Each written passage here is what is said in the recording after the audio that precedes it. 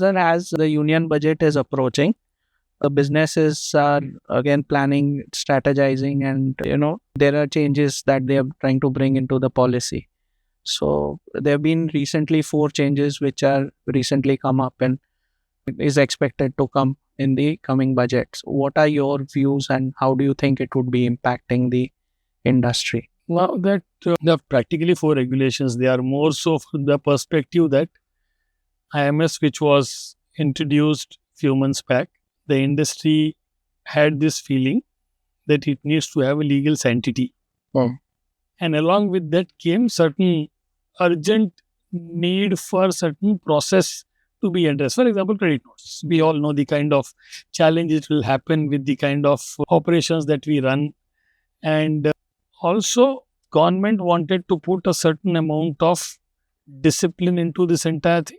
And with these 4 regulations which got through the GST Council and now likely to go into the budget bill, I think it will ensure that one, it has a legal framework for the new implication to do it. And of course, the nuances of the operational aspects on credit notes and other stuff is addressed. And there will be a mandate to ensure that unless and otherwise you are not generating 2B as per the prescribed norms, you will not be able to file the returns.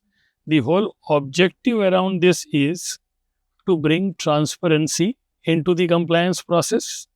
Government wants to be very clear that if we are going to partake the input tax credit, please show us what are your actions.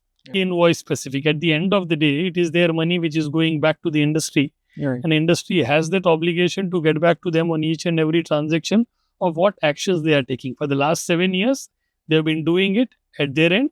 Now government is saying, keep it open, transparent. We also want to see it. So that's the whole change that we see is likely to happen. Great. So sir, but we have seen that IMS is already in the picture. It has been rolled out since October, right? So that how do you see that this particular IMS is going to, make a change? Make an impact. And make an See, the basic change that will happen is it will now have a legal framework. It will be a mandate that you have to, there are 2 things they will do. One, you will have to use Invoice Management System, record the results, based on that only generate 2B. And once you generate this, your input tax credit against this will be locked. In your 3B, there is no more flexibility beyond this, which earlier was open. Now it will be locked. And that changes the entire scenario. That's where, so that is one, a legal framework will be drawn around it. Required regulations for credit note claiming from supplier end and the recipient end has been introduced. And parallelly, government is mandating that in case you are not generating 2B, you will not be able to file 3B. So are we saying that 2B eventually will be based on IMS only? Or? That's exactly what these regulations will say. Since it is getting into this bill, that is what it will get freezed. So practically, this will be a paradigm shift to the entire compliance which we are talking. It's nothing new. I think government started this way back in 2017 when they wanted to start it. I think the entire system now feels far more mature to implement this with all the corresponding nuances which are there to be done in place. Okay, so sir, there is one more element that we see in the industry that the purchase invoices that they receive. Generally, it's a trend that it takes around 45 days or around that time frame to receive the invoice. So how do we see that against the the IMS coming in picture, and it's expected that in the very short pertinent point and very apt point that you are raising. What is critical with invoice management system is it's like what you used to do for studies way back in life. Study when exams come. And that is practically what was happening for all of us when we do this the ITC filing or the 3B filing, where the action starts on the last 5 days. Right. As you rightly said, the purchase invoices are available by the 7th or 8th of the month, and by 14th, within 1 week, you will do your reconciliation and then generate the 3B by the 14th of the month. That will have to change. maybe we will have to get to that entire opportunity where we start working on a day-to-day basis. And this is not something which government has imposed on you in October or with the passing of these regulations in the budget session bill. They prepared for this a year back. If we all recall, a year back, that is, I am talking about not even a year back, 2023 November, government gave counterparty e-invoice JSON. Yes. Why was it given? So that one can use those APIs and digitize your purchase entry and thereby reduce the purchase entry time, which is today could be 15 to 20 days, to practically a week, 10 days time. Right. The key objective now with this new invoice management system implementation will be for the industry at large, every single invoice where you are giving, let's say, your opinion on whether it is to be kept on pending or it is to be rejected, this input has to go to the supplier immediately. Point number one, the day you take your action, and every invoice must get 10 to 15 days at the supplier end to take corrective actions. This can only happen if you do your entire processing of this invoice management daily. The minute you start doing your work daily, every invoice will get on an average 10 to 15 days. The supplier can take corrective action, get back to you, and by the 14th when you generate your 2B, you have the required input available and you will get your optimum ITC claim. So when government is locking this 2B, you will be in place by the time you do it. But for that, me as a recipient, I will have to relook into my entire business process. It is not that only a change by the government will make everything happen or an invoice management module will make things happen.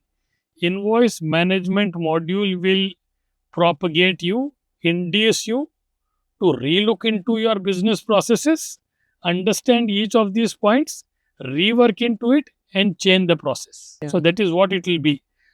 To maybe just help understand this entire thing, theoretically it looks very nice if I tell that let's have the purchase entry into the ERP in 5 to 6 days.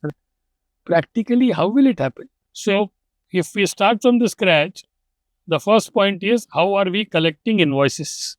It is coming by email today, majority of the times, or physically. Or physically, And there are emails are coming to multiple stakeholders. Somebody keeps it in his email ID. The day the vendor threatens you कि मेरा payment नहीं आया, I want my payment, that's the day you find out your invoice lying somewhere, you process it and then do it. Those things have to change. You can create only one email ID, purchase invoice @Cygnet.1. All the invoices can be collected.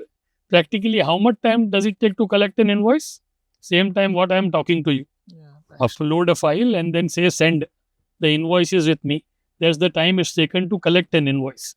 And then the RPA tools can help you collect the invoice and process it further. Once you have, the second change with the industry will have to bring is, see if they can eliminate the manual process of extraction of the data from the invoices. Get into that. For that, there are intelligent data processing units available. One can extract the data from the invoice and parallelly put the ML-based learning process into the place where I start validating the invoices also. That the GSTN is active or not. Is it e-invoice enabled? Is the e-invoice enabled QR valid? If it is valid, read the QR code, extract the data from there and match it with the invoice data. You do this, you have practically ensured that the invoice data is matched with what is there in GSTN.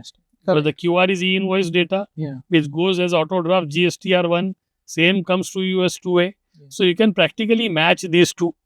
So the second difference the industry will get is, now purchase entry can get into the ERP as compliance done before the purchase entry happens into the ERP. So that is the second change which the industry will have to bring in, and it is feasible. And this entire narrative that I gave you of the extraction validation is again a 5-minute job. So practically, I am saying is within minute to minute, collect the invoice, another 5 minutes, validate the entire invoice. Same day, everything can be done in one day. The invoice can be collected, extracted, validated, and posted into the ERP. Even if we take practical case scenarios where the invoices come by truck, here the advantage is the minute the truck is leaving, me as a buyer or the recipient, I will get within 2 hours the e-invoice and the e-waybill data from the government through GSPs like Cygnet. They will get it, which means before the truck is moving out, I will know what material is coming, by what truck number, what are details are coming. By the time it reaches my gate, let us say it comes to me after 2 days. Material is coming from Hyderabad, reaching Ahmedabad after 2 days or 3 days. So it has taken 3 days for the truck to reach me. The truck is carrying physical invoices. I will just request someone to scan the invoice at the gate, because you know exactly what all is coming. You have the e-way bill and everything. The minute you scan, I have a soft copy. It can be processed immediately into the intelligent data processing unit for extraction validation. So by the time the truck is left for downloading the entire material and unloading it, I have done my entire extraction and validation activity, passed into the ERP. Now, let us say in the ERP, you need to do your activity of GRN. Yes. You want to do your activity of physical testing and quality check and everything and do it. Presume another 2 to 3 days.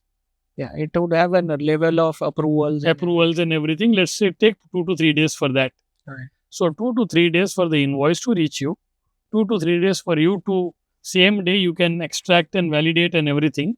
Another 2 to 3 days for GRN and the entire quality check activity, and do the purchase entry and posting into the entire ERP. 6 to 7 days max, 5 to 7 days max. Your purchase entry is practically feasible to be there into the ERP. Now, presume we are in January. 1st Jan invoices, if I get by the 7th of Jan and I inform the vendor the same day of the action taken, every invoice now will start having 10 to 15 days time for the respective supplier to take action. Even if there is a shortage, I have to raise a credit note, get those clarifications. Sufficient time is available to do that entire corrective action.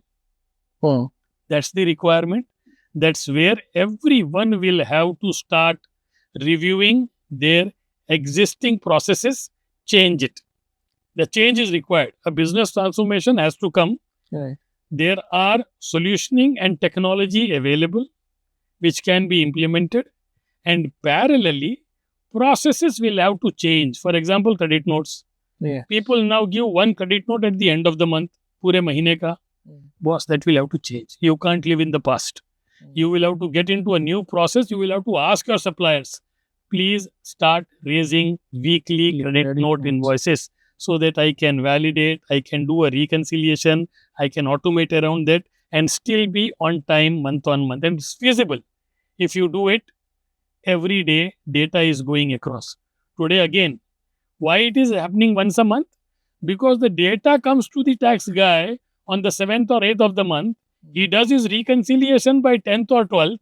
He informs the vendor on so and so date. उस बेचारे के पास वक्त ही नहीं है कुछ करने के लिए. But when I give him sufficient time to do it, he will start acting on to many of these actions, and even weekly can be processed and processes can be changed. So one, invoice management system is strategic change into the entire compliance process, but it also gives you transparency. It will lead to certain changes into the way we work, and parallelly, it will also help you do things day on day, have less stressful operations of the entire compliance, and make things far more transparent for everyone. Great. So, sir, some of the organizations will have to, of course, as you rightly mentioned, they will have to adopt this purchase digitization, which is the right way to go ahead. Some, those who are more into the service industries, for them, how do they go about it? Same. The process remains the same. Even a service industry, invoice will be there.